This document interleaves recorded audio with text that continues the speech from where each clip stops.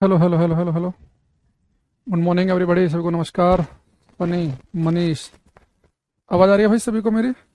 अगर आपकी क्लास सही से स्टार्ट हो गई है तो एक बार बताओ मुझे। राधे राधे भाई, राधे राधे। आई होप कि आप सभी का वीकेंड बढ़िया रहा और आपके जो जो क्लासेस रह गई होंगी किसी भी सब्जेक्ट की वो आपने कंप्लीट करी होंगी और आप पूरी तैयारी के साथ आज क्लास में उपस्थित हैं। तो ये मानते हो हम आज की क्लास शुरू करेंगे। तो लास्ट क्लास में एक तो हमने ओम्स लॉ, ओम का नियम डिस्कस किया था। इसके अलावा तार को जब हम मेल्ट करते हैं तो मेल्ट करने पर लंबाई अगर पिघाल कर दुगुनी करें तो रेजिस्टेंस कितने गुना हो जाएगा, है ना? या फिर इसके अलावा कि तार को पिघाल कर अगर हम उसकी रेडियस डबल कर देंगे तो रेजिस्टेंस कितने गुना हो जाएगा। इस तरह की बातें हमने क्लास में डिस्कस की थी। आज हम थोड़ा सा आगे बढ़ते हैं। तो एक ग्राफ के साथ मैं शुरुआत कर रहा हूँ आज की क्लास की। ठीक है, तो इसका आंसर आपको देना है। ये ग्राफ है,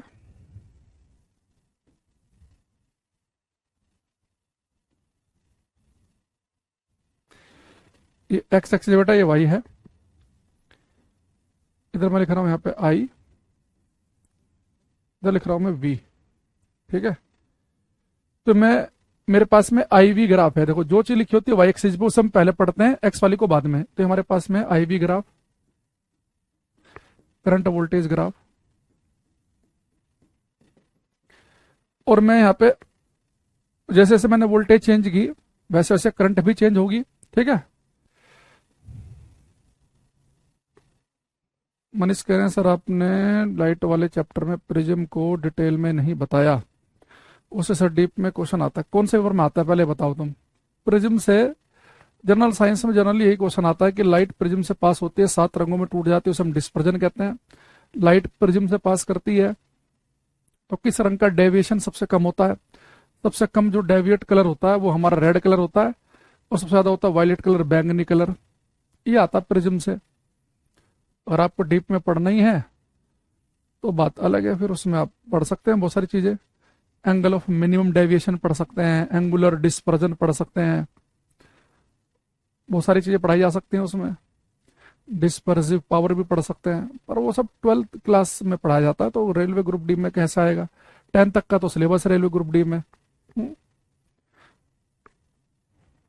बाकी तुम्हारे पास कोई क्वेश्चन हो तो हम बता दो, हम बता देंगे। हम्म देखो, अब बेटा मैंने ये मेरे आई वी ग्राफ बनाया मैंने। ये दो वायर के लिए मैंने आई वी ग्राफ बनाया। एक वायर मेरे पास में ए है, एक बी है। आपको इस ग्राफ को देखकर बताना है कि इनमें से किस वायर का रेजिस्टेंस ज्यादा है। एक वायर ए है, एक वायर बी है।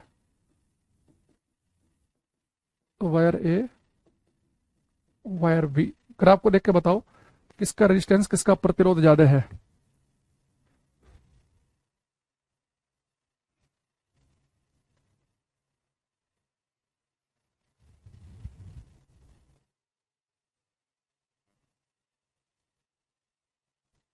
जो बोल रहा हूँ वही क्वेश्चन आता ना।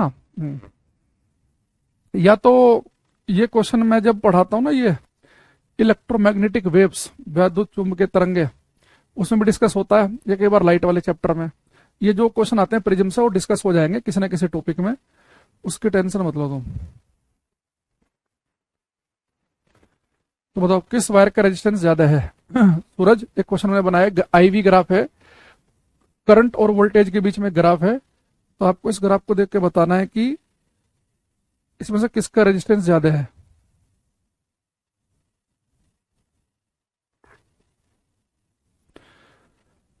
ज्यादा वाला रेजिस्टेंस बताना है। कुछ आंसर हमारे पास में आने शुरू हुए हैं। रिचा, अंकुल, अभिषेक, सानी। देखो, एक तरीका बेटा बड़ा आसान सा है। आप एक बात समझो कि जैसे वोल्टेज चेंज कर रहे हैं, करंट चेंज कर रहे हैं, हो रही है। आप कोई भी एक वोल्टेज पकड़ लो, जैसे मैंने ये पकड़ लिया, ये है ना, ये वाली देखो, इस वोल्टेज है, मान लो कि 0 वोल्ट है, या मान लो कि कोई 10 वोल्ट है। तो अगर आप बड़े ध्यान से देखो, ठीक इस वोल्टेज पर जो बी वायर है, इस वोल्टेज पर जो वायर बी है, उसने बेटा इतनी करंट दी मुझे, मान लो 0 से 1 एम्पियर की। और ठीक इसी वोल्टेज पर जो वायर ए है वो देखो कितनी ज्यादा करंट दे रहा है। समझ रहे हो? मैंने वोल्टेज फिक्स कर दी।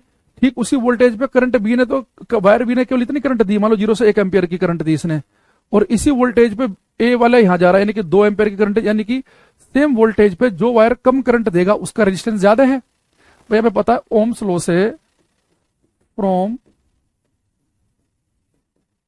ओम्स लॉ कि V इजकल टू होता आई आर, तो I इजकल टू हो गया V बाई आर। तो देखो अब वोल्टेज बेटा फिक्स कर दी मैंने, तो सेम वोल्टेज पर मुझे जो ज्यादा करंट देगा उसका रेजिस्टेंस कम होगा ना। तो मैं इसमें देखो, तो जो वायर बी है सेम वोल्टेज पर कम करंट दे रहा है, इसका रेजिस्टेंस ज्यादा है, इसका कम है, तो इसका रेजिस्टेंस है वायर बी का लो रेजिस्टेंस। और जो वायर ए है इसका हाई रेजिस्टेंस है, उच्च प्रतिरोध है, उच्च प्रतिरोध। ठीक है, तो लैपटॉप आज खराब हो रहा है इसलिए, अच्छा कोई बात नहीं, आगे बात समझ में।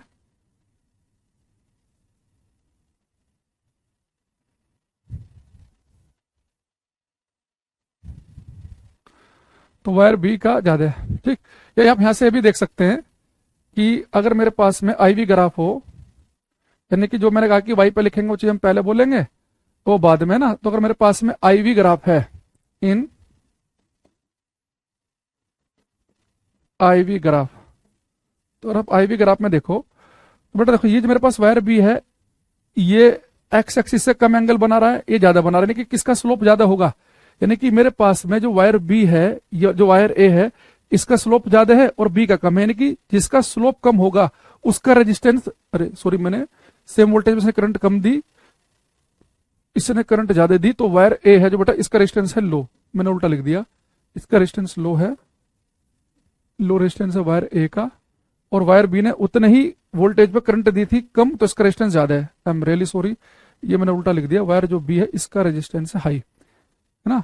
हाँ ठीक है, अब देखो सेम मैंने कहा कि इसी वोल्टेज पे जो वायर बी है इसने करंट कम दी, अगर इसे करंट कम दे रहा उतना ही वोल्टेज पे, तो इसका रेजिस्टेंस ज्यादा है, और इसी वोल्टेज पे जो वायर ए है इसने बहुत ज्यादा करंट दी, यानी कि इसका रेजिस्टेंस कम होगा। तो यहां से हमने क्या देखा कि जो वायर ए है उसका रेजिस्टेंस लो है और वायर बी का है ज्यादा है। तो मैंने आपसे पूछा था कि जो ग्राफ आपके सामने है, इस ग्राफ के अकॉर्डिंग किसका प्रतिरोध ज्यादा होगा, तो जिस बच्चे ने बी लिखा था उसका ठीक है, ए वाले का गलत है। अब यहाँ पे एक बात समझना, एक बात आप ये भी समझ सकते हैं, अगर मेरे पास आई और वी का ग्राफ हो, यानी जिस वायर का स्लोप कम है, यानी कि जो एक्स एक्सिस से कम एंगल पर है और ये वाला ज्यादा पे है, तो भाई इसमें अगर आप देखेंगे, अगर मैं आपसे कहूं कि आपको इस वाले पहाड़ पे चढ़ना है, इस वाले पहाड़ पे चढ़ना है, आपको कैसे इस पे चढ़ना बड़ा मुश्किल है, खड़ी चढ़ाई, यानी कि इसका स्लोप ज्यादा है, इसका स्लोप कम है, तो आई वी ग्राफ से जिसका स्लोप कम होता है उसका रेजिस्टेंस कैसा होता है, ज्यादा, यानी कि जो रेजिस्टेंस है आई वी ग्राफ में, जो प्रतिरोध होता है वो स्लोप के इनवर्सली प्रोपोर्शनल है, यानी जिस वायर का स्लोप कम उसका रेजिस्टेंस आएगा ज्यादा। आप ये बात भी समझ सकते हैं।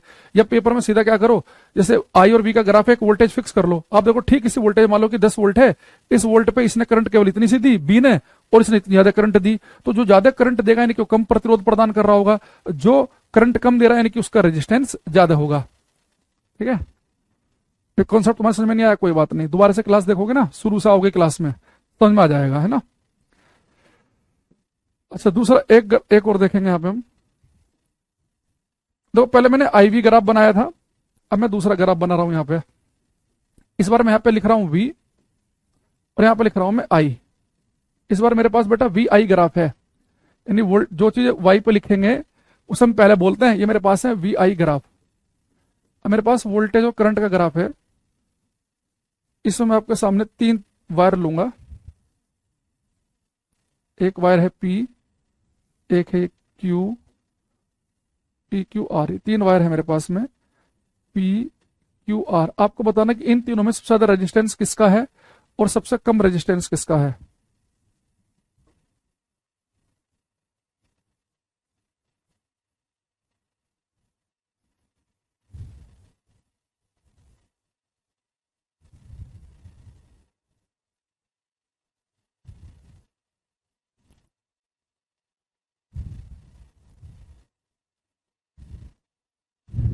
ये वाला करना, अगर आपके पास में वी और आई का ग्राफ हो तो आपको ये बताना है कि इसमें पी क्यू आर में किसका रेजिस्टेंस ज्यादा है, ज्यादा वाला रेजिस्टेंस बताना है।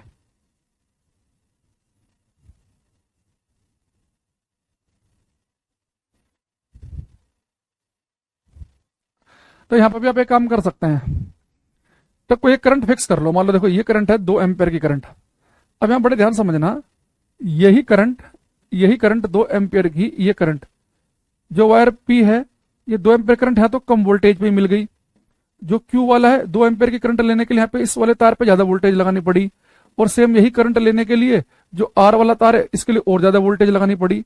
तो आप बड़े ध्यान समझो, बहुत ध्यान के साथ समझना भाई। इस यहाँ पे तो करंट लिखा है, मुझे मान लो कि यही करंट चाहिए, तो जो वायर वी है उससे यही करंट लेने के लिए मुझे मान लो केवल 1 वोल्ट की बैटरी लगानी पड़ी। यही करंट लेने के लिए जो क्यू वाला तार है इससे मुझे ज्यादा वोल्ट की बैटरी लगानी पड़ी, और यही करंट लेने के लिए आर पे मुझे और ज्यादा बड़े वोल्ट की बैटरी लगानी पड़ी। यानी यहाँ पे जो आर है इसका रेजिस्टेंस कैसा है, सबसे ज्यादा है। तो आर का जो रेजिस्टेंस है वो है सबसे ज्यादा। इसमें जो आर है इसका है मैक्सिमम रेजिस्टेंस, और सबसे लो किसका है, पी का, सबसे कम है पी का। यानी आप ये याद रख सकते हैं कि अगर आपके पास में वी आई ग्राफ हो, यानी कि वी लिखा हो वाई पर, आई लिखा हो इधर, इन वी आई ग्राफ, तो वी आई ग्राफ में हम क्या याद रखेंगे कि देखो इसका सबसे कम है स्लोप, इसका स्लोप और ज्यादा है, इसका स्लोप और ज्यादा है। तो वी आई ग्राफ में जिसका स्लोप ज्यादा है उसका रेजिस्टेंस ज्यादा, यानी कि रेजिस्टेंस जो है वो स्लोप के प्रोपोर्शनल है। अब जिन बच्चों को कॉन्सेप्ट थोड़ा सा कम समझ में आया है, जिन्हें थोड़ा सा ग्राफ और आप कम समझ में आते हैं, वो आगे के लिए एक काम कर सकते हैं। देखो वो बच्चे क्या करेंगे, वो सीधे याद रखना, अगर वी आई का ग्राफ आपके सामने है, वी और आई का ग्राफ, तो जिसका स्लोप ज्यादा जिस वायर का उसका रेजिस्टेंस ज्यादा, जिसका स्लोप कम उसका रेजिस्टेंस कम। ठीक है, अब इसमें रखेंगे वी और आई का ग्राफ है तो ये करना है, जिसका स्लोप ज्यादा उसका रेजिस्टेंस ज्यादा, जिसका स्लोप कम उसका रेजिस्टेंस कम। लेकिन अगर वी आई का ग्राफ ना हो के आई वी का ग्राफ हो, तो फिर जिसका स्लोप छोटा होगा उसका रेजिस्टेंस बड़ा आएगा। समझ गए बात को। अब मैं यहाँ पे आपके सामने 2 ग्राफ बनाऊंगा अलग से, और आपको बताना है कि क्या आंसर हमारा ठीक होगा।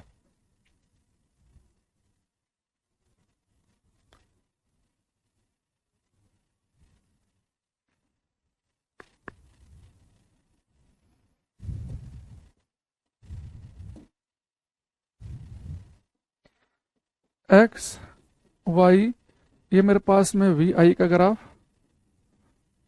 वायर मैं यहाँ पे ले रहा हूं ए और बी। एक ही कमेंट में दोनों के आंसर लिखेंगे, 2 ग्राफ बनेंगे आपके सामने, एक ही कमेंट में दोनों के लिखने हैं। ठीक है, तो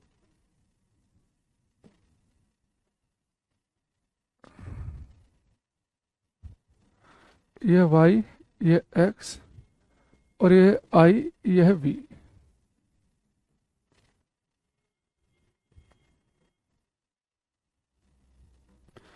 ये मेरे पास में है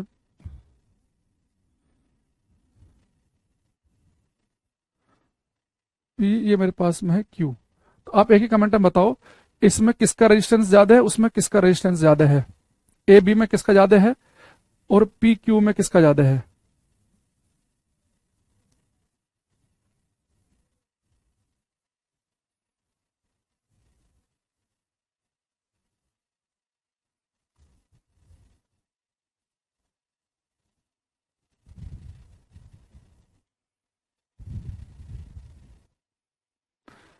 मनीष मनोज दोनों का सही आंसर आया। देखो कुछ बच्चे तो ऐसे हैं जिन्होंने रट्टा मारा होगा, तो और एक ऐसे होंगे जिन्होंने केवल कॉन्सेप्ट याद कर लिया होगा। जिन्होंने रट्टा मारा होगा तो उन्होंने तो देखो क्या सोचा होगा कि भाई वी और आई का ग्राफ है, तो सर ने बताया कि वी आई के ग्राफ में जिसका स्लोप ज्यादा उसका रेजिस्टेंस ज्यादा, वी आई का ग्राफ है जिसका स्लोप ज्यादा उसका रेजिस्टेंस ज्यादा। तो स्लोप किसका ज्यादा बन रहा है, यहाँ पे इसका तो इतना ही बन रहा है, इसका स्लोप बन रहा है ज्यादा, तो यानी कि इसका रेजिस्टेंस कैसा होगा, ज्यादा होगा, और इसका रेजिस्टेंस आएगा कम। अगर आई वी का ग्राफ है तो जिसका स्लोप छोटा उसका रेजिस्टेंस ज्यादा, तो जिसका स्लोप छोटा ये पी का है और इसका ज्यादा है, तो इसका स्लोप छोटा उसका रेजिस्टेंस ज्यादा, जिसका स्लोप ज्यादा उसका रेजिस्टेंस कम, है ना। तो जिस बच्चे ने बोला कि इसमें बी का रेजिस्टेंस ज्यादा है, इसमें पी का, यानी कि बीपी जिसने लिखा उसका ठीक है। लेकिन मैं कहूंगा ठीक है भाई आपने रट्टा मार लिया, सही है, क्योंकि कई बार आपसे डायरेक्ट ये भी पूछ सकता है कि वी आई के ग्राफ के स्लोप से क्या मिलेगा, रेजिस्टेंस मिलेगा। और आई वी का ग्राफ है तो उसमें रेजिस्टेंस होता है स्लोप के इनवर्सली प्रोपोर्शनल है। लेकिन जिन्होंने रट्टा नहीं मारा, जिन्होंने कॉन्सेप्ट से किया होगा, जैसे मैंने कभी ये याद नहीं किया, अभी मैंने आपको बताया तो मुझे याद सा हो गया, वरना मैं हमेशा ऐसे करूंगा। कैसे करूंगा कि यहाँ पे मैं करंट फिक्स कर देता हूं, ये करंट फिक्स कर दी आई, तो मैं क्या देखूंगा पेपर में कि यही करंट मुझे जो वायर ए है इसमें इतनी वोल्टेज लगानी पड़ी, और उतने ही करंट के लिए मुझे यहाँ पे ज्यादा वोल्टेज की बैटरी लगानी पड़ी, यानी यहाँ पे उतनी ही करंट लेने के लिए कम वोल्टेज पे काम चल गया, और यहाँ उतनी करंट लेने के लिए ज्यादा बड़ी वोल्टेज लगानी पड़ी, यानी कि इसका रेजिस्टेंस ज्यादा है, भाई ज्यादा वोल्टेज लगानी पड़ रही है। अच्छा, दूसरा यहाँ पे क्या करेंगे, यही एक वोल्टेज फिक्स कर दी, इतनी वोल्टेज में यहाँ करंट कम मिल रही है, इतनी वोल्टेज में यहाँ करंट बहुत ज्यादा मिल रही है, जहाँ करंट ज्यादा मिल रही है रेजिस्टेंस कम, और यहाँ का रेजिस्टेंस ज्यादा। अरे बात समझ पा रहे हो ना इस चीजों को तुम? ये जो मैंने आपको बताया ये इस तरीके से समझ रहे हैं ना, क्योंकि हमें पता है कि भाई V is equal to I R होता है। सर आप देखो I इज इक्वल टू है V बाई आर। तो अगर मैं वोल्टेज को फिक्स कर दूं, जब वोल्टेज फिक्स कर दूंगा तो जहां पे मुझे कम करंट मिलेगी, यानी कि वहां पे रेजिस्टेंस ज्यादा होगा, और जहां ज्यादा करंट मिलेगी वहां रेजिस्टेंस कम होगा।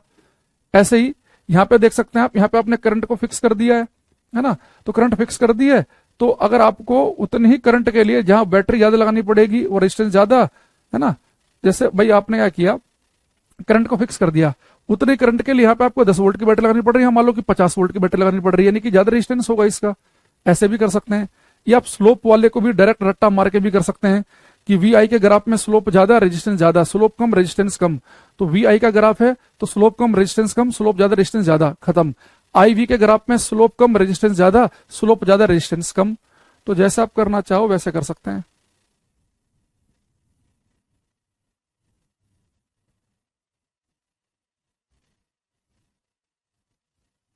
कि बच्चा कह रहा है स्लोप कंसेप्ट भी समझ लिया और रट्टा भी मार लिया, मर्जी है आपका, जैसा मन करे, ठीक है, वैसा आप कर सकते हैं। अब इसे हम बढ़ते हैं आगे की तरफ। हम्म।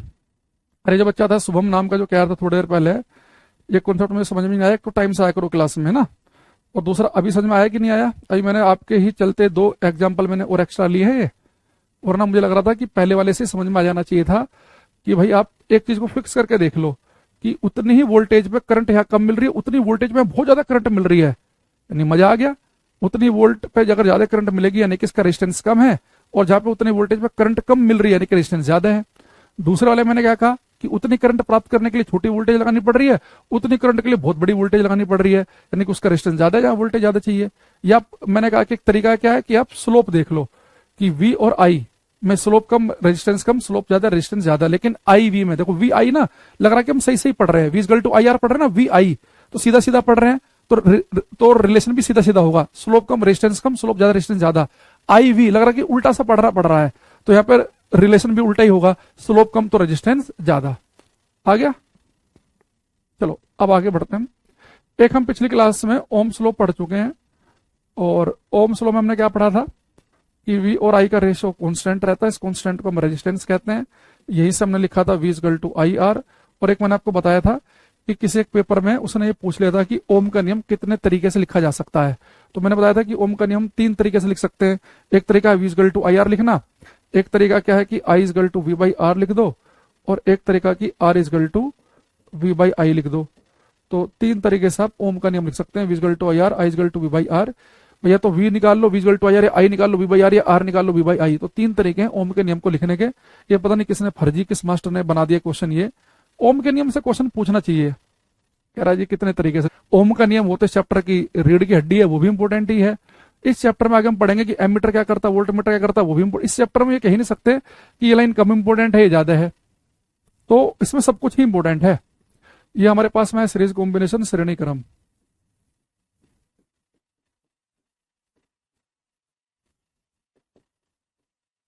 ठीक, अच्छा अब यहाँ देखना बड़े ध्यान से, मेरे पास में एक वायर है, इसका रेजिस्टेंस बेटा मान लो R1 है, और एक दूसरा तार है, इसका रेजिस्टेंस है R2। अगर आपके पास में 2 तार हों, क्लास नहीं चल रहा है, रुक गया क्या भाई क्लास? हाँ? हमारे यहां से तो सही है मामला, बीच में शायद एक आध सेकंड के लिए रुका हो, क्योंकि बीच में एक बार आया था सामने ना डिस्कनेक्टेड, पर वो एक आध सेकंड के लिए ही था। तो आई होप कि अब आपको दिख रहा होगा। अब भी रुकी क्लास? अब तो चल रही होगी, वो बीच में हल्का सा एक बार घूमी होगी शायद कुछ सेकंड के लिए, देखना भाई मैं भी चेक करता हूँ। अब मेरे हिसाब से सही चलनी चाहिए आपकी क्लास।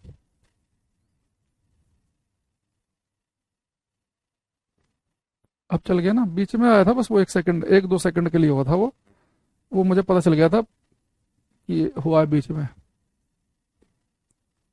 मेरा तो रुका ही नहीं।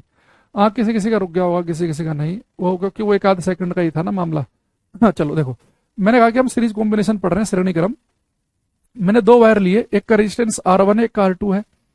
अच्छा, अगर मेरे पास में दो वायर हो, दो, तो देखो मैं इन्हें दो तरीके से कनेक्ट कर सकता हूं। एक हम पढ़ेंगे अभी सीरीज कॉम्बिनेशन, फिर पढ़ेंगे पैरेलल और समानांतर क्रम। बड़े ध्यान समझना, आपकी क्लास साइंस स्पेशल के तो डिटेल में मैं इसमें आपको बताऊंगा चीजें। ये दो तार है, एक तार का मैं आगे वाला सिरा दूसरे के अगर पिछले वाले सिरे से कनेक्ट कर दूं, ऐसे जोड़ लगा दूं, तो ये जो कॉम्बिनेशन है बेटा हमारा सीरीज कॉम्बिनेशन कहलाता है। तो सीरीज कॉम्बिनेशन क्या होता है कि एक तार का आगे वाला सिरा दूसरे तार के पिछले वाले सिरे से कनेक्ट कर दो। तो जैसे कि मैंने इस वाले तार को यहाँ पकड़ा और यहाँ पे जाके इन दोनों को जोड़ दिया, तो ये मेरा कहलाएगा सीरीज कॉम्बिनेशन। अगर मेरे पास एक तीसरा तार होता तो उसे भी यहाँ जोड़ देता, चौथे वाले को भी ऐसे जोड़ देता। तो दो तारों को ऐसे जोड़ना कि आपको तार की लंबाई बढ़ती हुई दिखे, इसे हम सीरीज कॉम्बिनेशन कहते हैं। अब एक बात समझो भाई, जब मान लो जब अपने तार बिल्कुल अलग पड़ा था, अपना अलग मजे मस्ती में था, अलग डब्बे में, ये वाला तार अलग मजे मस्ती में था, अलग डब्बे में, इसका रेजिस्टेंस था 10, इसका था 20। जब इन दोनों को जोड़ के हम एक सिंगल तार बना देंगे तो उस सिंगल तार का जो टोटल रेजिस्टेंस आएगा वो कितना आएगा, उसमें कुछ नहीं करना। अगर आप तार सीरीज में जोड़ रहे हैं तो इसका जितना अलग से था, इसका जितना अलग से, तो उन्हें सिंपली दोनों को सिंपल ऐड मार दो, वही सिंगल तार का रेजिस्टेंस बनेगा। उसे हम कहते हैं इक्विवेलेंट रेजिस्टेंस, तुल्य प्रतिरोध। यानी इन दोनों का तुल्य प्रतिरोध, इनका इक्विवेलेंट जो एक बनेगा वो कितना हो जाएगा। इक्विवेलेंट समझ रहे हो ना? जैसे मान लो कि मैं आपको एक 100 रुपए का नोट दूं और आप मुझे 50-50 के दो नोट दे दो, तो कोई तीसरा आदमी कह देगा मास्टर ने बेवकूफ बना दिया बच्चों का, दो नोट लेके एक नोट दिया है। आप कहोगे भाई साहब उन्होंने जो एक नोट दिया ना 100 रुपए का, वो हमारे दोनों 50-50 के नोट के इक्विवेलेंट है। जो वैल्यू हमारे दोनों 50 के नोट की थी वही उस अकेले 100 के नोट की है।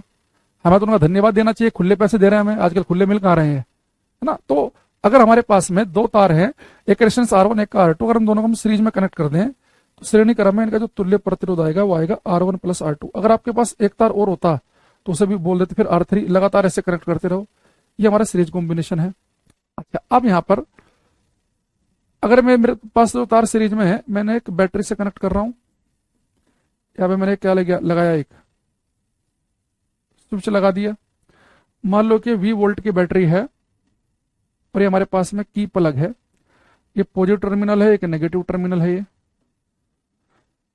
तो बेटा यहां से करंट चलेगी। अब यहाँ बड़े ध्यान समझना, ये दो तार आपने लगाए सीरीज में और ये बैटरी कनेक्ट कर दी, तो इस बैटरी से जो भी करंट निकलेगी, मान लो इस बैटरी जो करंट निकलेगी उसे हम कहते हैं टोटल करंट, जो बैटरी से निकले। तो मान लो इस बैटरी से टोटल करंट निकली 5 एम्पियर की। अब ये 5 एम्पियर करंट चल रही है, तो इस वाले तार में भी कितनी जाएगी, 5 ही एम्पियर जाएगी। इस वाले तार में भी कितनी जाएगी, 5 ही जाएगी। यानी कि अगर तार सीरीज में कनेक्ट हो तो जो भी टोटल करंट निकलेगी वही करंट हर तार से पास करेगी, यानी जो करंट पहले कंपोनेंट में वही दूसरे में। अगर इस बैटरी से 50 ओम की करंट, 50 एम्पियर की करंट निकल रही हो तो इससे भी 50 एम्पियर जाएगी, सही 50 ही जाएगी। यानी सीरीज में जो भी बैटरी से करंट निकलेगी वही करंट हर कंपोनेंट में घूमेगी।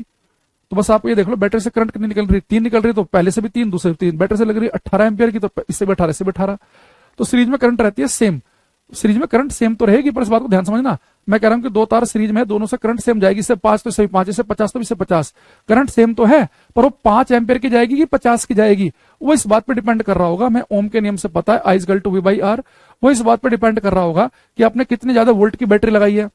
आप ज्यादा हैवी वोल्ट की बैटरी लगाओगे तो मान लो ऐसे करंट निकली 10 एम्पियर, तो इससे भी 10 जाएगी, इससे भी 10 जाएगी। आपने हल्की सी बैटरी लगाई, इससे आधे एम्पियर करंट निकली, तो इससे भी आधी, इससे भी आधी।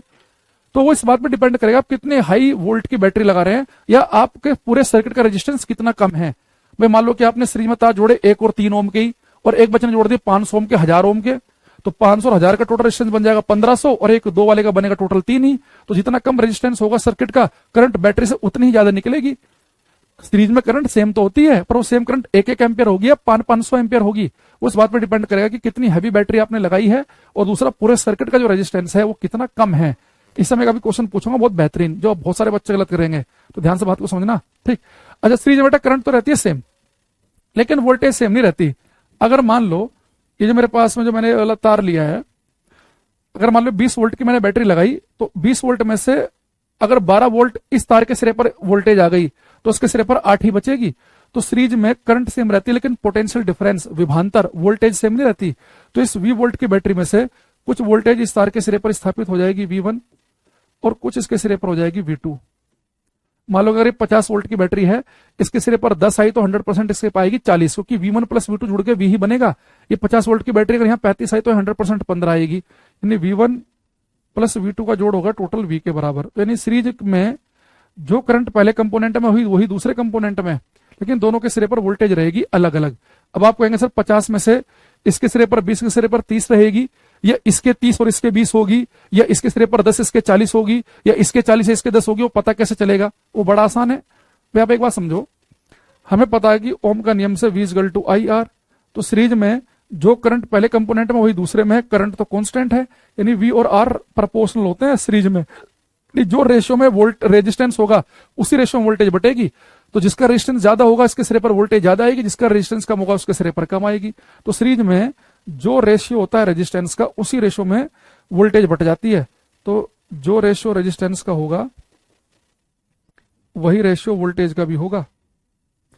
इसका मैं अभी आपको एक एग्जाम्पल से बताता हूं, तो अब इस बात का मतलब समझोगे मैं बताना क्या चाह रहा हूं।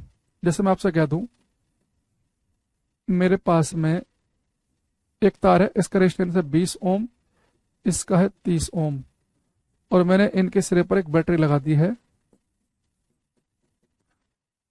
मान लो कि 10 वोल्ट की बैटरी। तो यहां से कुछ करंट चलेगी, जो भी करंट चलेगी वही करंट इसमें रहेगी, वही इसमें रहेगी। तो मैं आपसे कह दूं कि भाई 10 वोल्ट की बैटरी है, इस 10 वोल्ट में से इस तार के सिरे पर वोल्टेज कितनी होगी और इसके सिरे पर वोल्टेज कितनी होगी, ये आपको बताना है कि V1 V2 की वैल्यू बतानी है। तो आप कहेंगे सर सीरीज में जिस रेशियो में रेजिस्टेंस होता है उसी रेशियो में वोल्टेज बढ़ती है, तो रेजिस्टेंस का रेशियो निकाल लेते हैं। तो रेजिस्टेंस है 20 ओम और 30 ओम के। तो अगर मैंने कहा रेशियो निकालेंगे सर, तो रेशियो आएगा 2:3 का। अगर रेजिस्टेंस 2:3 में है तो वोल्टेज भी 2:3 में बटेगी। अब मुझे बताओ कितने धुरंधर ऐसे हैं क्लास में जो इस 10 को 2:3 में बांट सकते हैं? भाई 10 वोल्ट की बैटरी है, इस 10 वोल्टेज में से इसके सिरे पर वोल्टेज और इसके सिरे पर जो वोल्टेज का रेशियो है वो 2:3 का है। तो 10 को 2:3 में बांट सकते हैं कि नहीं बांट सकते हैं? मुझे 10 वोल्ट को, अब आपको अगर ये नहीं कर सकते ना भाई, फिर समझ आना कि मैथ जो है वो सब करोड़ों अरबों खरबों साल दूर हो, अगर 10 वोल्ट को 2 और 3 के रेशियो में नहीं बांट सकते हम। देखो भाई, आपको निकालना है V1, तो 10 वोल्ट को 2 और 3 के रेशियो में बांटना, टोटल वोल्टेज कितनी है 10। तो पहले वाले का हिस्सा कितना है 2, है ना, 2 हिस्सा है, कितने में से? 2 और 3 5 में से, तो 5, तो 5 दूनी 10 आया, तो टोटल वोल्टेज आ गई V1 आ गई 4 वोल्ट की। ये तो डायरेक्ट लिख दो, अगर V1 4 है तो 100% V2 कितना बचेगा? 6 बचेगा। या आप इसी तरीके से निकाल लो, V2 निकालना आपको, पहले निकालो टोटल कितना है 10, टोटल है 10, V2 का हिस्सा कितना है 3, कितने में से? 3 और 2 5 में से, तो 5 दूनी 10, 3 दूनी 6 वोल्ट आ गया। तो V1 की वैल्यू कितनी है? 4 वोल्ट, और V2 की है 6। अगर आप चाहो तो यहां से रेशो भी क्रॉस चेक कर लो। क्रॉस चेक करते हैं, V1 है 4 वोल्ट, V2 है 6, तो रेशो कितना आ रहा है? 2 दूनी 4, 2 तिया 6, तो 2 और 3 का ही रेशो आ रहा है।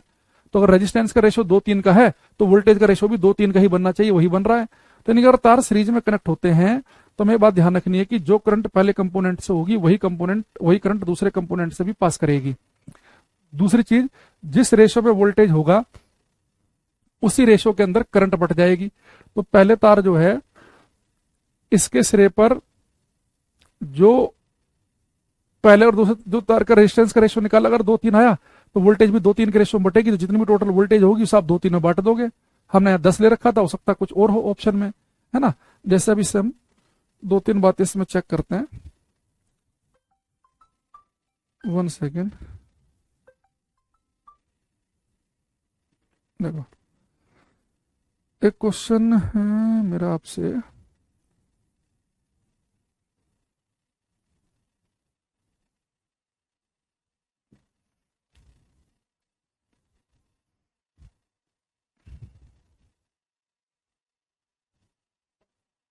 इसे ध्यान से करना, ठीक है।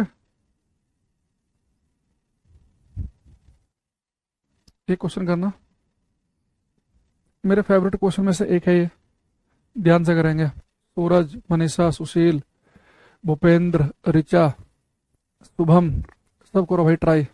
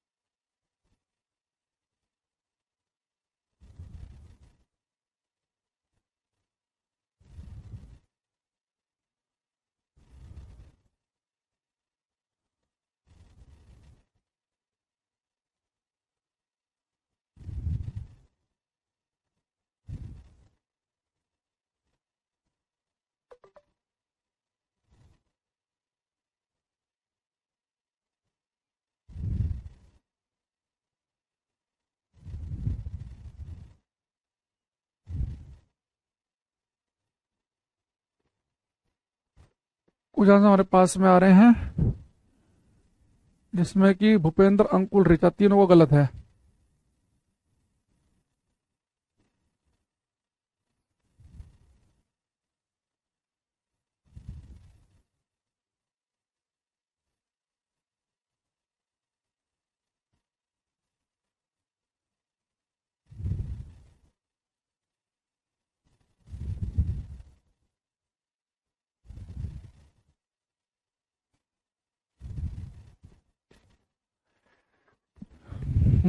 मनीष, सतीश सबका गलत आ रहा है। एक शुभम का ठीक है अभी तक, बाकी सबका गलत है। बेटा क्वेश्चन को ध्यान से समझो, है ना, जो रट्टा मार रखा है ना उससे बाहर निकलो। मैंने पूरा 5 मिनट का एक्सप्लेनेशन दिया तब भी आपने गलत कर दिया क्वेश्चन ये। समझ रहे हो, ये लैंग्वेज ऐसी है, बचपन से जो हम पढ़ते आ रहे हैं उससे हम बाहर ही नहीं निकल पा रहे हैं।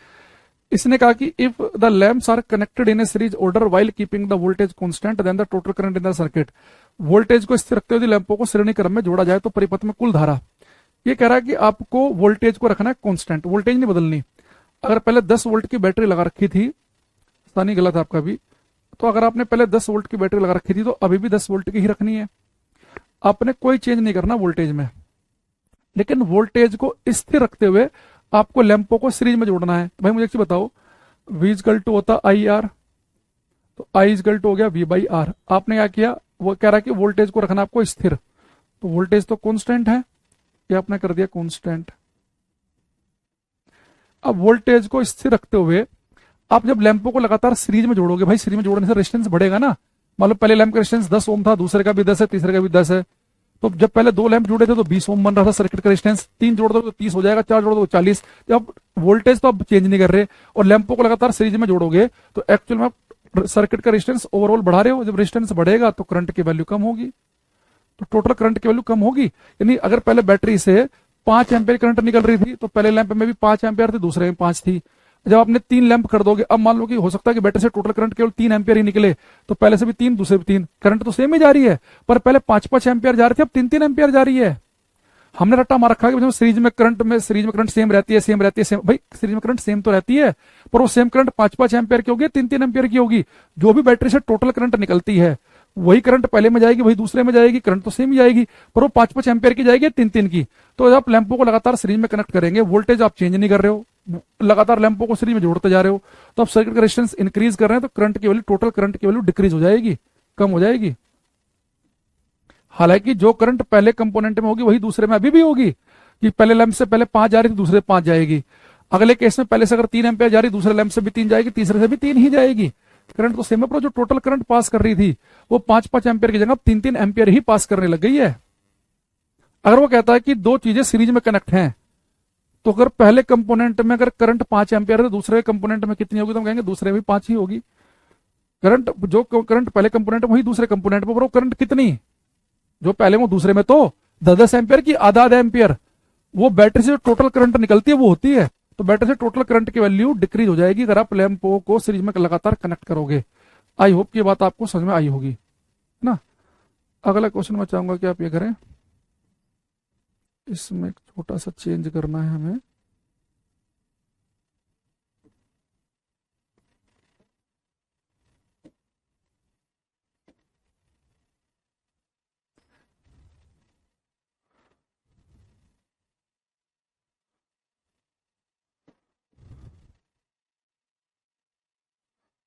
ये क्वेश्चन करना, ये करो।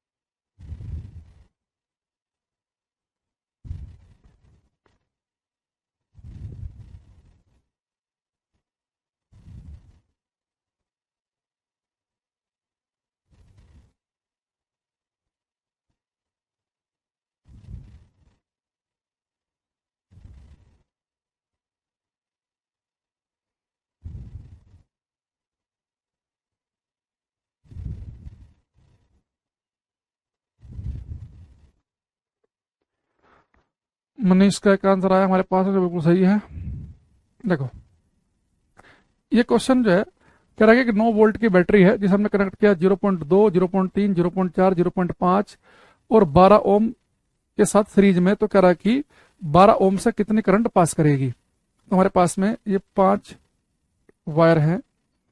एक है 0.2, 0.3, 0.4, 0.5 और एक है 12 ओम का, है ना।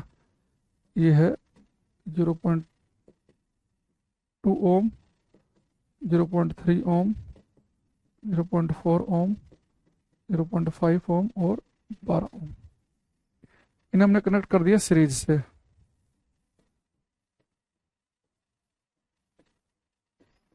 9 वोल्ट की बैटरी लगा दी।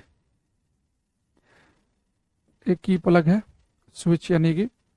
तो कह रहा है कि 12 ओम के रेजिस्टेंस से कितनी करंट पास करेगी। भाई आप एक चीज बताओ, ये सारे तार सीरीज में कनेक्ट हैं, तो सीरीज में तो क्या होता है, जो भी टोटल करंट चलेगी यहाँ से, जो टोटल करंट चलेगी वही करंट इससे पास करेगी, वही इससे पास करेगी, वही इससे पास करेगी, वही इससे, वही इससे। तो आप क्या करो, बस टोटल करंट निकाल लो। तो जो टोटल करंट की वैल्यू होगी, वो 12 हम छोड़ो, वो 0.5 से कहेगा तो भी वही आंसर आएगा, 0.4 से पास करने वाले पूछेगा तो भी वही आंसर आएगा। तो हमें टोटल करंट निकालनी है। तो टोटल वोल्टेज कितनी है हमारे पास। अच्छा, ये मैंने थोड़ा ऊपर नीचे हो गए जब मैंने इसे चेंज किया।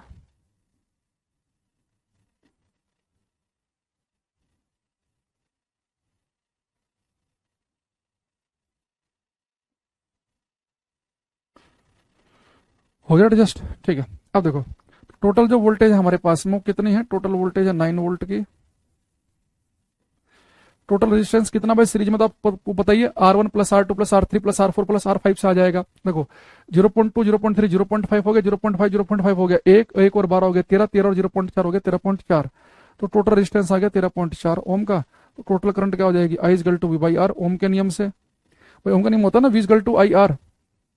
तो वोल्टेज है 9, रेजिस्टेंस है 13.4। सोल्व करेंगे तो 0.671 एम्पियर आपका आंसर आ जाएगा, यानी कि ए करेक्ट आंसर है इस क्वेश्चन का। बाकी सारे गलत है। ये मुझे इसलिए चेंज करना पड़ा क्योंकि बी में भी उन्होंने 0.671 लिख रखा था। हम्म। सर कोर्स एलपी तक हो, रहे एलपी का तो अभी फॉर्म ही भरे जा रहे हैं। पेपर हो गया अभी एलपी का।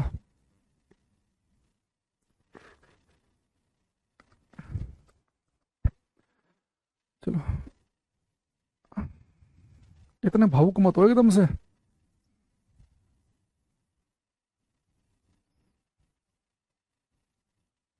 एक दो क्वेश्चन अभी हम एक नई पीडीएफ खोलते हैं, उससे देखेंगे।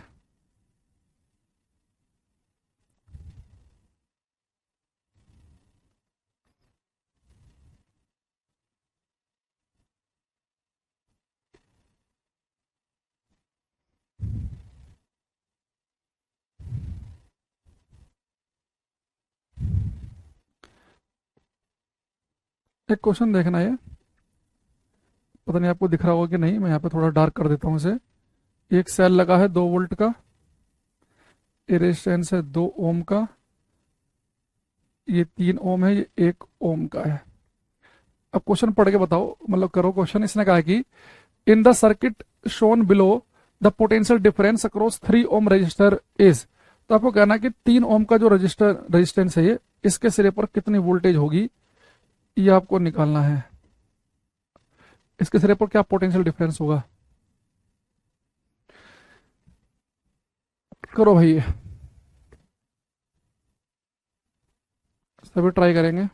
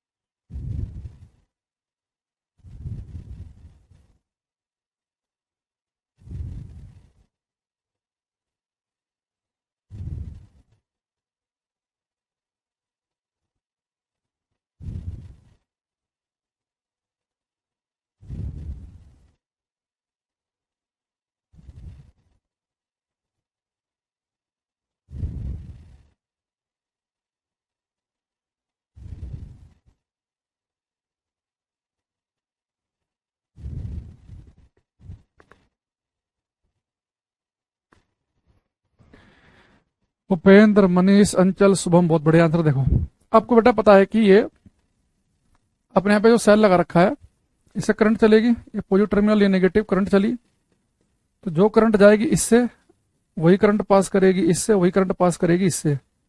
यानी ये तीनों जो हैं, 2, 3 और 1 ओम वाले, तीनों के तीनों सीरीज में हैं। तो हमें पता है कि सीरीज में जो रेशियो होता है रेजिस्टेंस का वही होता है करंट का, सॉरी वोल्टेज का।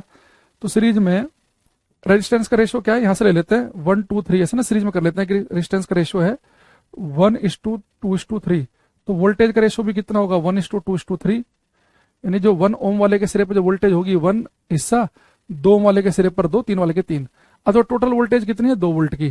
तो 2 वोल्ट को हमें बांटना है कि 3 ओम के सिरे पर कितना होगा, है ना। तो टोटल वोल्टेज है मेरे पास 2 वोल्ट की, इस 2 वोल्ट को हमें 1:2:3 के रेशियो में बांटना है। तो वोल्टेज का रेशियो है 1:2:3। तो V3 निकालना है मुझे। टोटल वोल्टेज है 2 वोल्ट की, इसका हिस्सा कितना है 3, कितने में से 3 तो 5 1 6 में से, तो 3 दूनी 6, इससे कट गया, तो V3 की वैल्यू आ गई 1 वोल्ट। तो 1 वोल्ट इसका आंसर आ गया। ठीक है।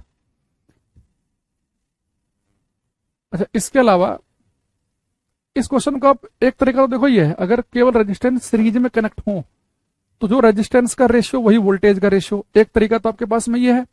या एक तरीके से आप क्वेश्चन और कर सकते हो।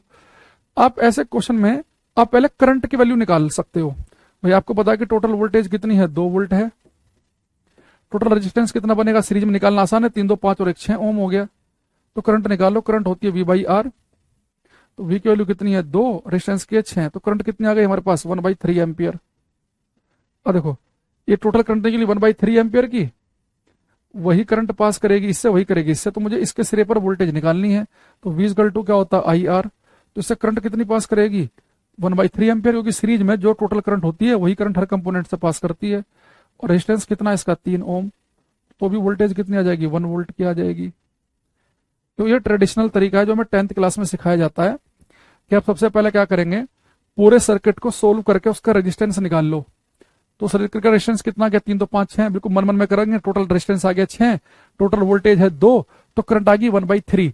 तो करंट 1/3 आ गई। तो अब आपको इसके सिरे पर विभवांतर निकालना है, पोटेंशियल डिफरेंस V होता है IR। करंट कितनी पास कर रही है, 1/3, रेजिस्टेंस कितना है, 3 आ गया, इससे निकाल लो V/IR लगा के।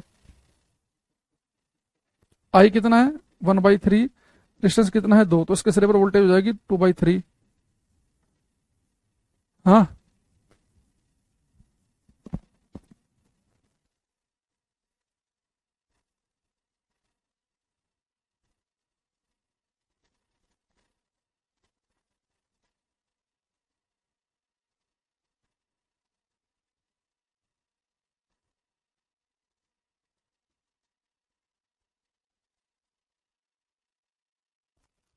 एक मिनट रुको, पहले ये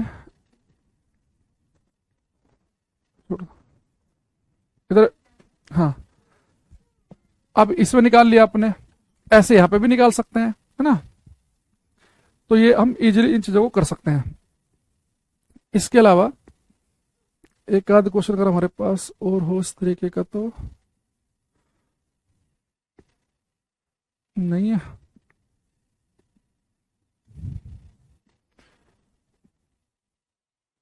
चलो हम खुद ही बना लेते हैं एक आध क्वेश्चन। एक लास्ट क्वेश्चन आपको मैं और करा देता हूँ इस तरीके का।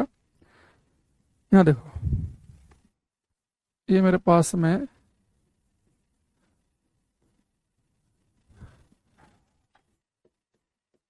थोड़ा कैलकुलेशन के लिए करा देता हूँ ये क्वेश्चन में। ये मान लो कि मेरे पास केवल 2 वोल्ट की बैटरी है, ये की प्लग है। इस तार का रेजिस्टेंस है मान लो कि 10 ओम, इसका है 20 ओम, इसका है 40 ओम।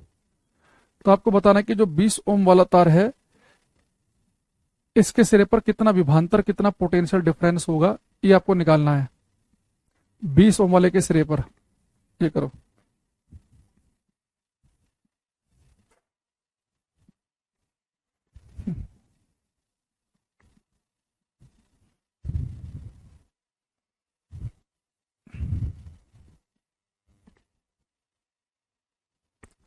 वहां पर कोई से हम्म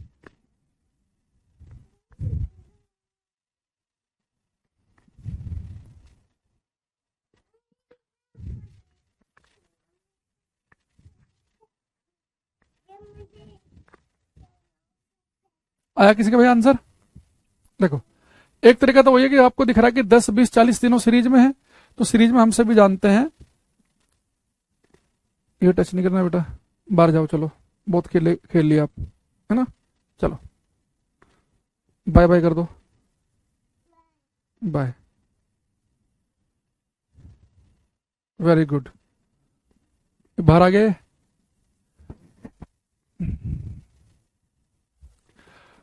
अच्छा, एक तो हमारे पास में तरीका क्या है,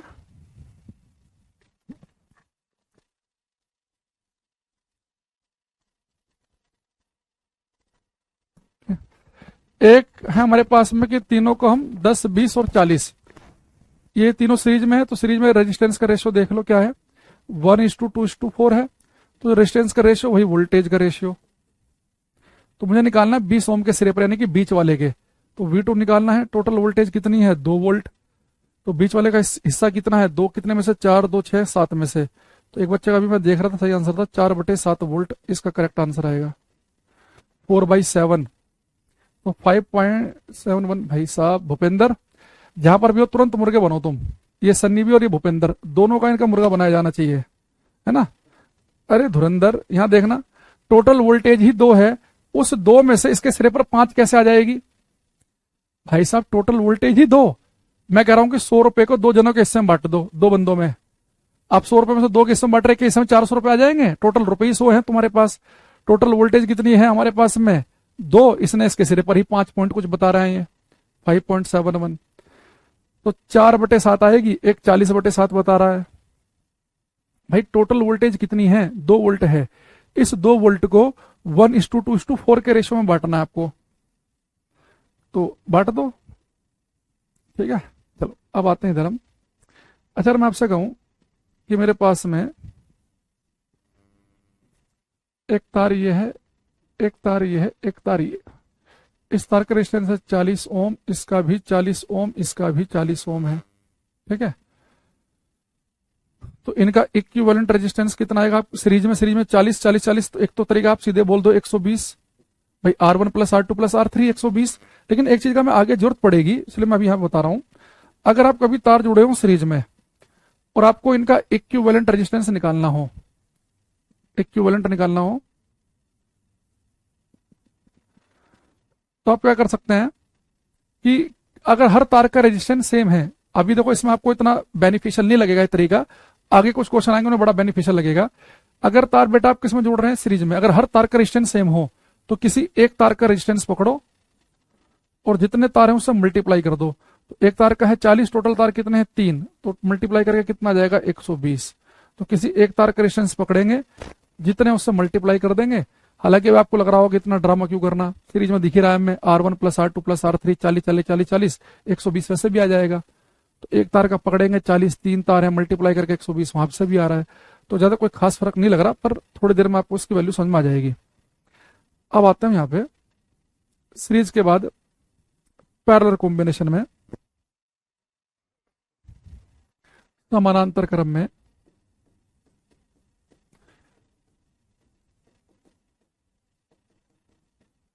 पैरेलल कॉम्बिनेशन, समांतर क्रम,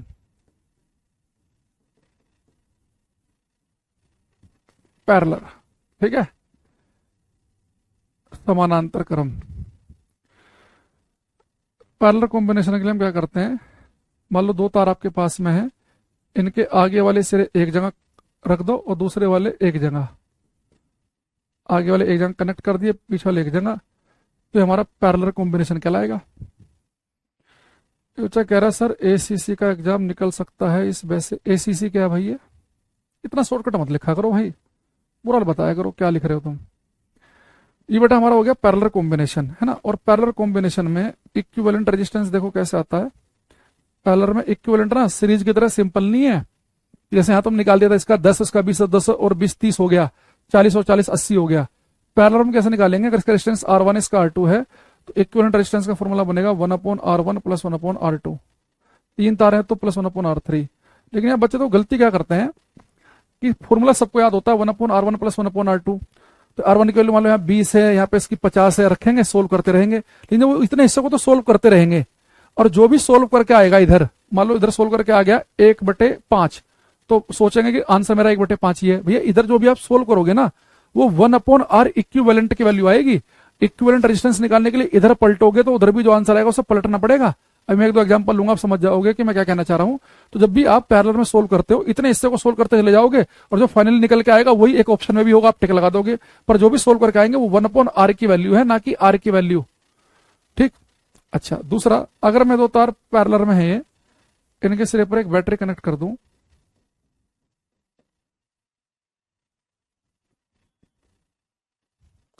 ये वोल्ट की बैटरी की प्लग है, यहां से करंट चलेगी, टोटल करंट मान लो आई चली। अभी टोटल करंट यहां से आई चल रही, लेकिन जैसे करंट यहां पहुंचेगी, अब ये करंट परेशान कि इस वाले तार में जाऊं कि इस वाले तार में जाऊं, तो कुछ इसमें चली जाएगी, कुछ इसमें चली जाएगी। भाई मान लो आप कहीं पे जा रहे हैं, जाते जाते सड़क दो हिस्सों में डिवाइड हो गई, आप किसी एक को फॉलो करोगे? अच्छा, जनरली हम क्या करेंगे, दो सड़क हमें दिखें और हमें पता है कि भाई ये वाली सड़क भी जो है ये भी हमारे गांव जा रही है, ये वाली भी जा रही है, तो हम जनरली उस सड़क को फॉलो करते हैं जो अच्छी बनी हो, बढ़िया नई बनी हो, मजबूत सड़क हो। भाई हर एक व्यक्ति उस रास्ते को तो फॉलो करेगा जहां पे मुसीबतें, रुकावटें कम आए।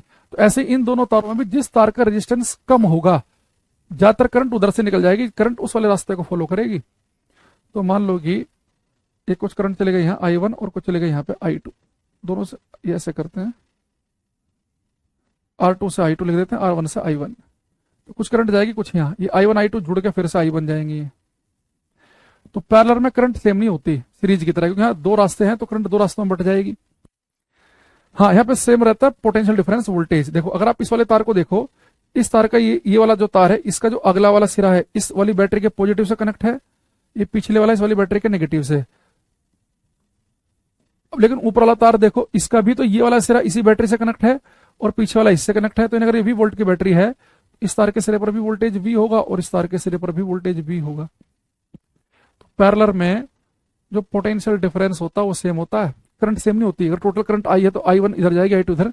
हालांकि I1 प्लस I2 का जो जोड़ होगा वो टोटल करंट के बराबर होगा।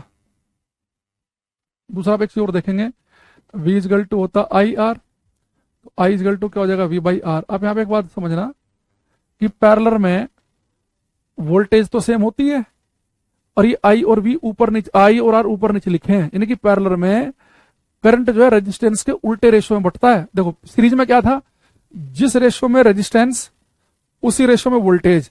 तो अगर रेजिस्टेंस का रेशियो 1:2 था, वोल्टेज का रेशियो भी 1:2 था। अब यहाँ पे देखना बड़े ध्यान से कि भाई रेजिस्टेंस और करंट ऊपर नीचे है, तो जिस तार का रेजिस्टेंस ज्यादा होगा उसमें करंट कम जाएगी, यानी पैरेलल में रेजिस्टेंस के उल्टे रेशियो में करंट बटेगी। अगर मान लो भाई यहाँ पे अगर हम देखें, यहाँ पे I और R इनवर्सली प्रोपोर्शनल है, तो अगर रेजिस्टेंस जो है उसका रेशियो है R1:R2, तो वोल्टेज जो होगी वो उसका वो V2:V1, यानी कि रेजिस्टेंस और वोल्टेज का रेशियो उल्टा होगा। ये ऐसे समझ में नहीं आएगा, ज्यादा बड़ा समझ में आएगा कि अगर जो है रेजिस्टेंस का रेशियो अगर 3:4 है तो करंट जो है 4:3 बटेगी उल्टे रेशियो में। तो मैंने सीधे सीधे उल्टा कैसे कर दिया, ये आप ऐसे कर सकते हैं। भाई मान लो कि रेजिस्टेंस का रेशियो है 3:4 का, तो सही तरीका तो क्या है, वोल्टेज का रेशियो इसका उल्टा होगा, यानी वोल्टेज बटेगी 1/3:1/4 में। अभी रेशियो हटाने के लिए इनके एलसीएम से मल्टीप्लाई कर देते हैं हम, तो 4 और 3 का एलसीएम आता है 12, तो 12 से यहाँ मल्टीप्लाई कर दी, 12 से यहाँ कर दी, तो 3 चौक 12 और 4 तिया 12, यानी कि 3 4 तो 4 3 ही तो आया। तो अगर मेरे पास दो ही तार हो तो उसमें आप सीधे पलट सकते हैं कि अगर रेजिस्टेंस का रेशियो 1:2 है तो, सॉरी करंट लिखना था यहाँ पे, अगर रेजिस्टेंस का रेशियो 1:2 है, रेजिस्टेंस का 1:2 तो करंट का 2:1 होगा, उल्टे रेशियो में बटेगी। तो आप सीधे सीधे दो अगर तार हैं तो आप सीधे सीधे ऐसा कर सकते हैं, 3 में नहीं कर सकते ऐसा। देखो अगर मैं आपसे कहूं मेरे पास दो तार हैं, इनका रेजिस्टेंस का रेशियो 3:2, तो करंट का क्या होगा, तो सही तरीका क्या है, करंट इसके उल्टे रेशियो में जाएगी 1:3 और 1/2। तो एलसीएम हटाने के लिए, सॉरी रेशियो हटाने के लिए एलसीएम से मल्टीप्लाई कर दो, तो 3 दूनी 6, 2 4 2 तिया 6, तो करंट का रेशियो कितना आ गया 2:3। तो दो तार में तो कोई दिक्कत नहीं है, रेजिस्टेंस 3:2 तो करंट का रेशियो 2:3, सीधे पलट देंगे। लेकिन अगर मेरे पास में 3 तार हो तो उसमें फिर आपको पूरा बेसिक्स यही करना पड़ेगा। मान लो मैं कह दूं एक तार का है 2, एक का 3, एक का 4, तो अब इसमें आप ऐसा नहीं कर सकते कि आपने कर दिया करंट का रेशियो हो जाएगा सर 4 3 2, तो ये गलत हो जाएगा। ये 2 में तो पलट सकते हो, 3 में क्या करना पड़ेगा, वही बेसिक तरीका। रेजिस्टेंस का जो रेशियो करंट उसके उल्टे रेशियो में 1/2 या 1/3 1/4। रेशियो हटाने के लिए एलसीएम से मल्टीप्लाई कर दो, 4 3 2 का एलसीएम आएगा 12, तो 12 से यहाँ मल्टीप्लाई करेंगे, 12 से यहाँ करेंगे, 12 से यहाँ करेंगे, तो 2 6 12, 3 चौक 12, 4 दूनी 8 4 तिया 12, तो रेशियो कितना बन गया अब 6 4 3 का। तो रेजिस्टेंस का रेशियो 2 3 4 है, तो इसका रेशियो 6 4 3 का बन गया। समझ में आ गई बात?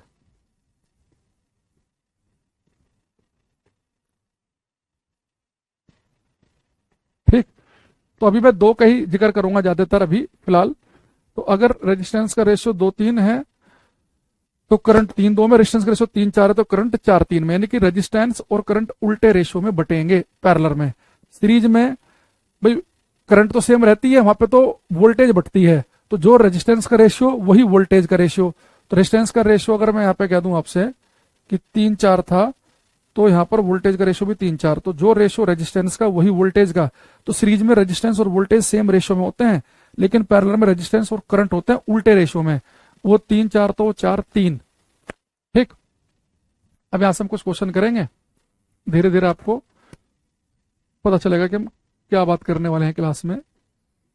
अगर मैं कह दूं कि मेरे पास में एक तार है, इसका रेजिस्टेंस है 20 ओम, एक दूसरा तार है उसका रेजिस्टेंस है 30 ओम। अगर इन्हें हम पैरेलल में कनेक्ट कर दें समानांतर क्रम में, तो इनका तुल्य प्रतिरोध इक्विवेलेंट रेजिस्टेंस कितना आएगा? सब बच्चों को करना है ये, करो ये।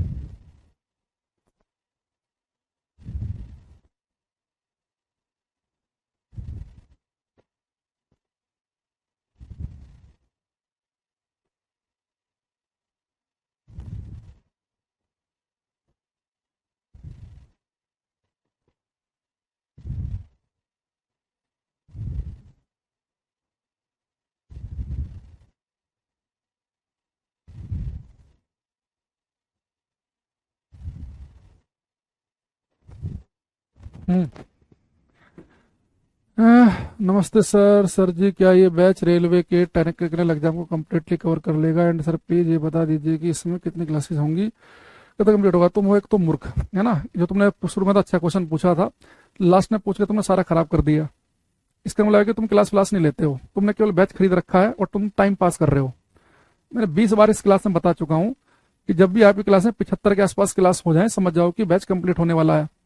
लेकिन क्या करें, बस बैच खरीद लिया, सोचते हैं कि क्लास कंप्लीट होगी, वो हमारे दिमाग में ऑटोमेटिकली आ जाएगी, है ना। तो एक तो क्लास लिया करो, और ज्यादा नेतागिरी में ना केवल ये ऐसे पूछ कर अपने आप को मन खुश मत क्या करो कि आज हमने कुछ पढ़ाई कर ली, जाके एक फालतू की बात पूछ ली टीचर से। पढ़ोगे तो आपको हर क्वेश्चन का आंसर पता रहेगा।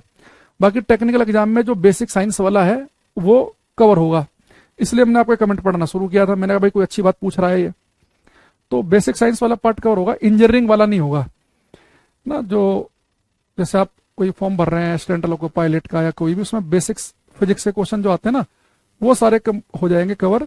लेकिन जो आपके सब्जेक्ट के इलेक्ट्रिकल के या मैकेनिकल का जो भी आएगा इंजीनियरिंग वाला पार्ट, वो नहीं होगा। फिजिक्स वाला पार्ट पूरा कंप्लीट हो जाएगा। हर क्लास में 2 बच्चे आ जाएंगे, कब कंप्लीट होगा? क्लास लेनी नहीं है, अच्छा, पैरेलल में हमें पता है कि पैरेलल का फॉर्मूला क्या होता है, 1/R1 प्लस 1/R2। R1 की वैल्यू कितनी है 20, R2 कितनी है 30। 60 आ गया एलसीएम, 20 40 20 60, 30 दूनी 60, तो 5/60 आ गया। सोल्व करेंगे तो कितना आ गया हमारे पास में 1/12। लेकिन बहुत सारे बच्चे ऐसे होंगे जो जल्दीबाजी में 1/12 पे ही टिक लगा देंगे, है ना। तो ये लेकिन 1/12 किसकी वैल्यू है, 1/R इक्विवेलेंट की। तो पलट के लिखेंगे तो इक्विवेलेंट रेजिस्टेंस हो जाएगा 12 ओम। लेकिन मैंने आपको ये जो वैल्यू पूछी है, ये आपका गणित चेक करने के लिए नहीं की है। ये मैं आपको यहाँ पे एक लॉजिक बताना चाह रहा हूँ, जिससे तो कभी बिहार में भी क्वेश्चन पूछा उन्होंने टीचर के एग्जाम में इस लॉजिक से, और ये आपको आगे भी काम आएगा हमारी क्लास में भी। हमने दो तार लिए थे, एक का रेजिस्टेंस अलग से था 20, इसका अलग डब्बे में पड़ा तार इसका था 30। एक 20 तार का लिया, एक 30 ओम वाला तार लिया। लेकिन जब मैंने इन्हें पैरेलल में जोड़ा तो इनका तुल्य प्रतिरोध कम हो गया, 12 हो गया। 20 30 से 12 बन रहा है। यानी कि अगर मैं दो तारों को जब पैरेलल में जोड़ूंगा तो जो उनका जो तुल्य प्रतिरोध आएगा वो कम हो जाएगा। जब भी तार पैरेलल में जुड़ेंगे, आपको ऑटोमेटिकली आंसर पहले से पता है कि जब भी तार पैरेलल में जुड़े तो जिन तारों को आप पैरेलल में जोड़ रहे हैं उनमें देखो कि किसका रेजिस्टेंस कम है। 20 और 30 में 20 कम है। जो आपको इक्विवेलेंट रेजिस्टेंस आएगा ना बेटा, वो छोटे से भी छोटा आएगा। अगर आप 50 तार भी ले ले और उन 50 के 50 को पैरेलल में जोड़ दो, तो उन 50 तार में जो सबसे छोटा रेजिस्टेंस वाला तार होगा ना, इक्विवेलेंट रेजिस्टेंस उससे भी कम आएगा। तो अगर एक तार का रेजिस्टेंस 100 है, एक का 150 है, पैरेलल में जोड़ेंगे तो इक्विवेलेंट 100 150 में छोटा कौन है 100, तो इक्विवेलेंट रेजिस्टेंस 100 ओम से भी कम का ही बनेगा। ध्यान रखना इस चीज को। अच्छा, दूसरी चीज, जब तारों को आप जोड़ेंगे पैरेलल में, फॉर्मूला आपके पास में है, लेकिन कई बार जरूरी नहीं कि आपको हर बार ये फॉर्मूला लगाना पड़े 1/R1 plus 1/R2 plus 1/R3। नहीं, अगर मान लो कि तार पैरेलल में है और हर तार का रेजिस्टेंस अगर सेम हो तो हम एक शॉर्टकट तरीका अपनाएंगे। मान लो इस तार का रेजिस्टेंस है 13.5 ओम, इसका भी 13.5 ओम है, इसका भी 13.5 ओम है, ठीक है। अगर बेटा तार पैरेलल में जुड़े हो और हर तार का रेजिस्टेंस सेम हो तो वहां पे ऐसा नहीं करेंगे कि 1/R1 plus 1/R2 plus 1/R3, फिर नीचे लिखा 1/13.5 प्लस 1/13.5 प्लस 1/30.5, नहीं, ठीक है। अब इसमें एक काम करेंगे कि अगर तार पैरेलल में कनेक्ट है और हर तार का रेजिस्टेंस अगर सेम है तो इनका इक्विवेलेंट रेजिस्टेंस निकालने के लिए आप क्या करेंगे, किसी एक तार का रेजिस्टेंस पकड़ो और जितने तार हैं उसे डिवाइड करो। भाई पैरेलल में रेजिस्टेंस कम होता है ना, हमने सीखा है। अगर पैरेलल में रेजिस्टेंस कम होता है तो हम क्या करेंगे, जितने भी तार हैं उनमें से किसी एक तार का रेजिस्टेंस पकड़ो और जितने तार हैं उससे डिवाइड कर दो। सीरीज में हम क्या कर रहे थे, जब रेजिस्टेंस सेम थे किसी एक तार का रेजिस्टेंस पकड़ रहे थे, जितने थे उससे मल्टीप्लाई कर रहे थे, क्योंकि तो सीरीज में रेजिस्टेंस बढ़ता है तो वहां मल्टीप्लाई हो रही थी, और यहाँ पे रेजिस्टेंस घटता है तो यहाँ डिवाइड कर रहे हैं। तो 3 3 9, 3 चौक 12, 3 पंजे 15, तो यानी कि इक्विवेलेंट रेजिस्टेंस कितना बन गया 4.5 ओम का। देखिए हमने,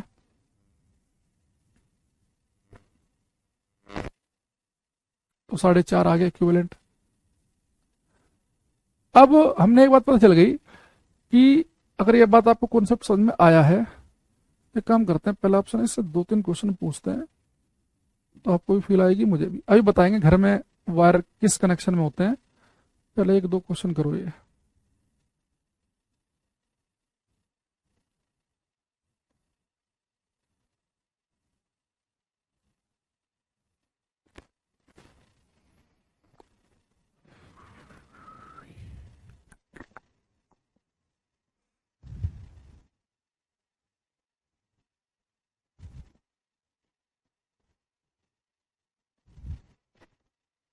करना।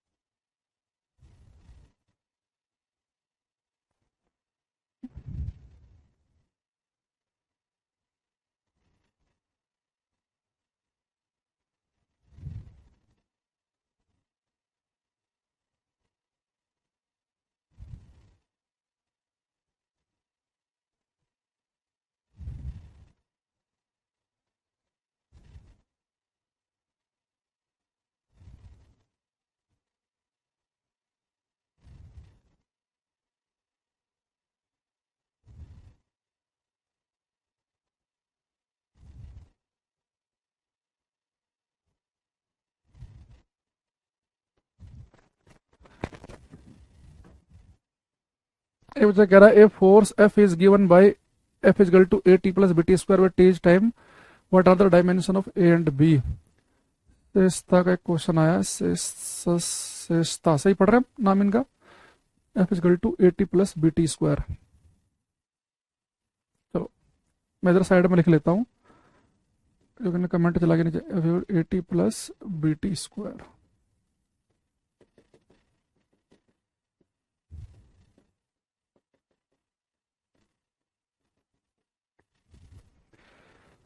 पहले सवाल आते हैं, बच्चे क्वेश्चन पे आते हैं अभी हम 2 मिनट बाद।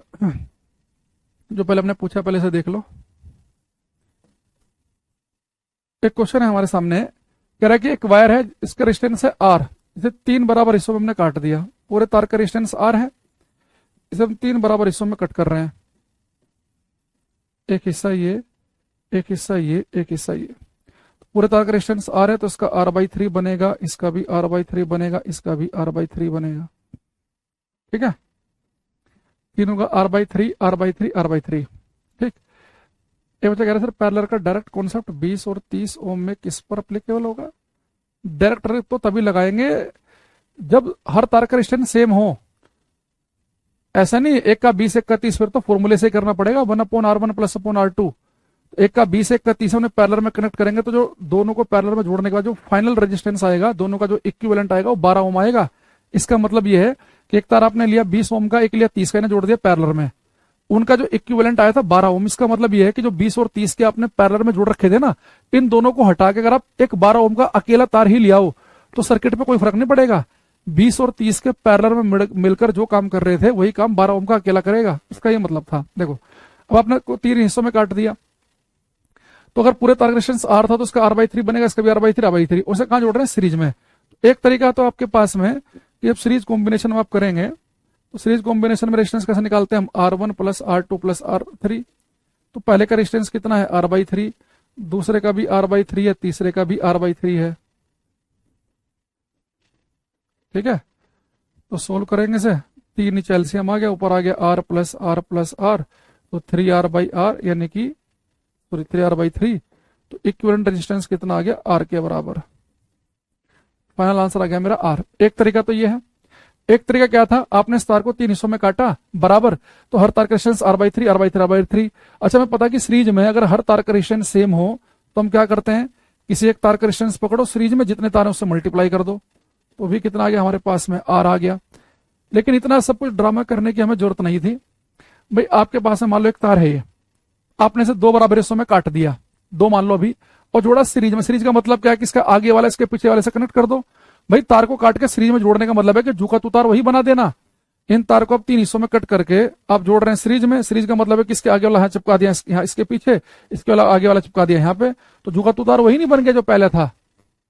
तो तार को काटकर सीरीज में जोड़ने से कोई फर्क नहीं पड़ता है। अगर पहले रेजिस्टेंस आर था तो फाइनल रेजिस्टेंस भी आर ही रहेगा। जितने बच्चे 3R लिख रहे हैं सब पता तुक्केबाज हैं।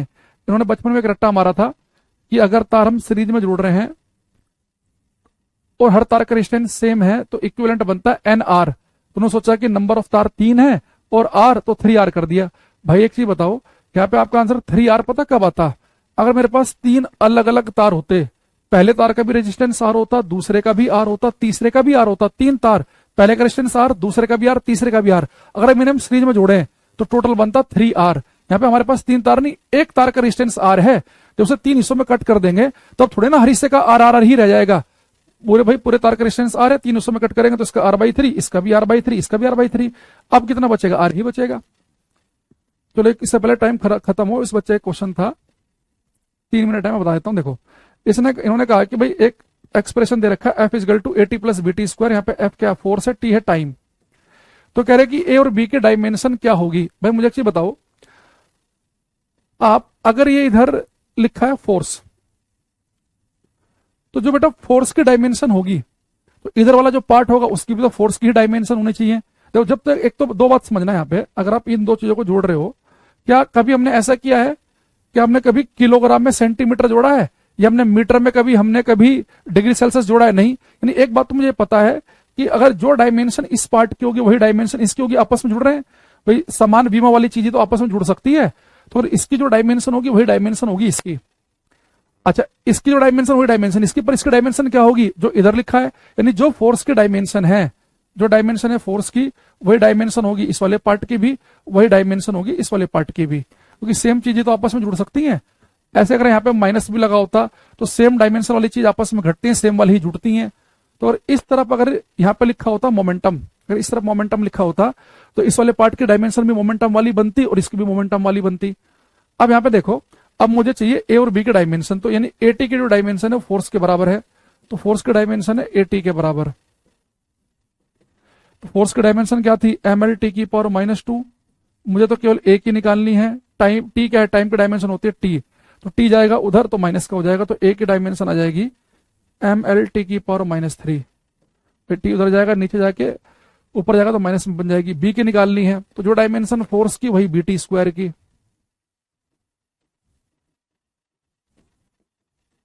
तो यह बन गया एम एल टी की पावर -2। बी की निकालनी है, टाइम है टी, तो टी स्क्वायर, तो टी स्क्वायर पर जाके माइनस का हो जाएगा, तो एम एल टी की पावर -4। ठीक है, जिसने पूछा बच्चे ने ये,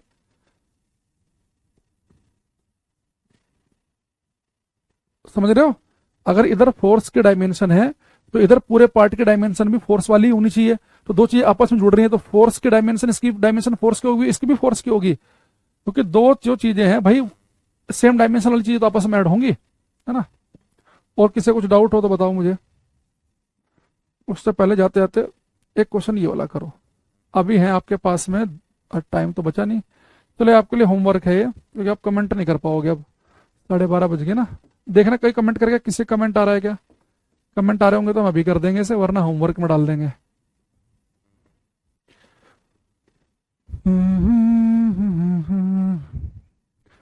ठीक है, तो आपका कीमती समय देने के लिए धन्यवाद। अब मिलते हैं हम कल की क्लास में। कल पैरेलल वाला क्वेश्चन करेंगे, कुछ सीरीज और पैरेलल के मिक्स सर्किट बनाएंगे, वो भी करेंगे, ताकि जो बच्चा आगे अभी रेलवे के फॉर्म निकलेंगे उनमें तैयारी करे तो उनका भी फायदा हो।